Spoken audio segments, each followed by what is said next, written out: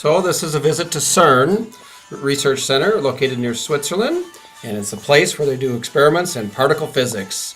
And an amazing new exhibit has been put together in the French side of CERN, and it's inside this dome, which is kind of a fascinating thing, and I'll take you a little tour inside of this dome, which helps you understand things. When you first walk in, you see this sign, where do we come from and where are we going? Kind of the whole basis of particle physics and cosmology, and they all come together here. And you walk a little bit further in and it becomes completely black. And it's an amazing thing. There's basically nothing in here, and then now a film starts.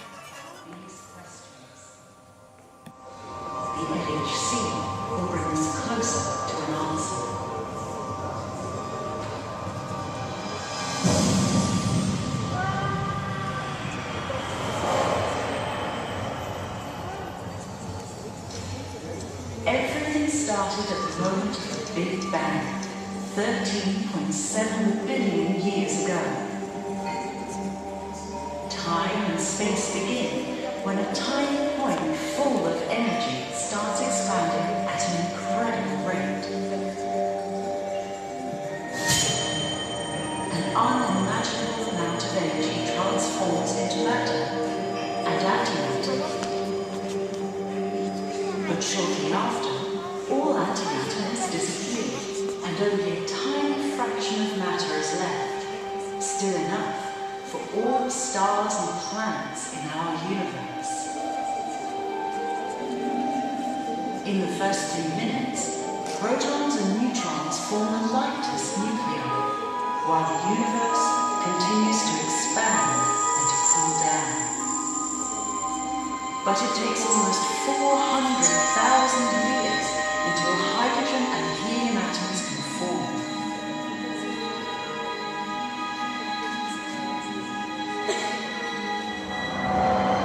Now the universe has become transparent.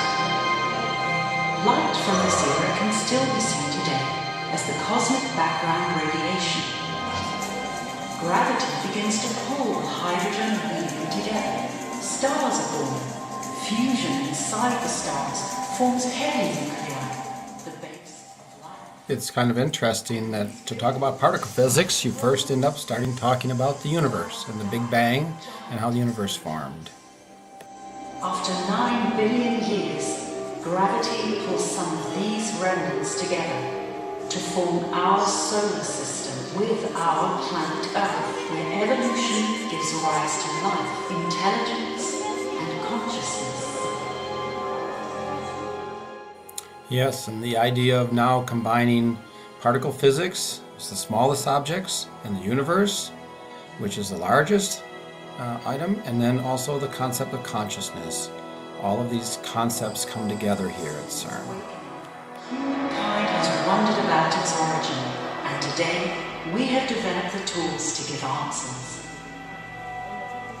Scientists from more than 100 nations are working at CERN on the Large Hadron Collider, the most powerful tool to study the first moments of the universe.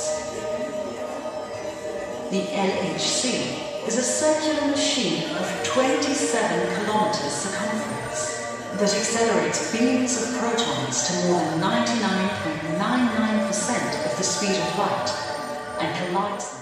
Did you get that? There's protons and antiprotons running around opposite directions and smashing into each other. And they're moving at nearly the speed of light.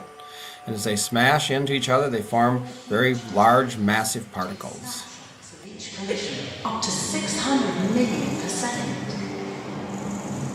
In these collisions, energy is transformed into particles, just like in the first fraction of a second after the Big Bang.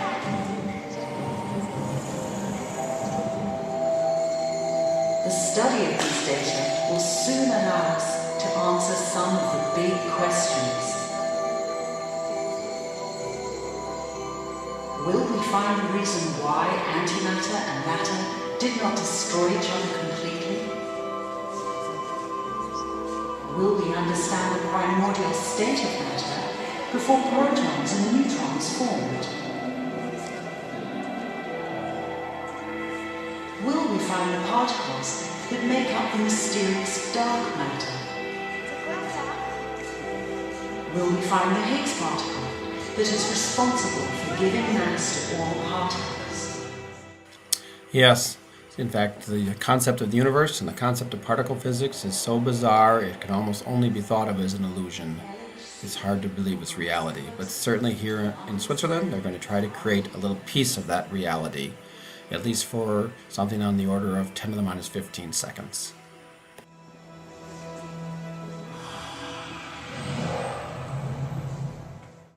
Yes, what's interesting about now this black observatory or empty room, there's these little pedestals, and you go out there and you can touch them, and electronically or visually all sorts of different information can be brought up and built on top of these pedestals.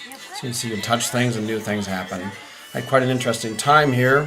So I was working on this. A group of young boys came up with their mother and they started to think this was kind of a game, and they started playing with this thing as I was trying to read it. I'm grabbing a hold of these images and trying to pull them back here, and they're pushing them out. You see them kind of touching and making things happen. So we got into a little argument in black space, if you will, because there was nothing reality to touch, and then things, their mother told them to move away.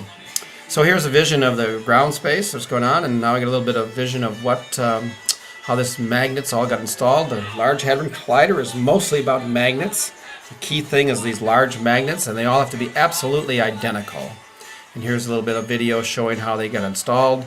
There's many of them. They go around this 27-kilometer ring, and now they're being put down below the Earth there inside the cavity that is the ring that's below ground. It's 27 kilometers long.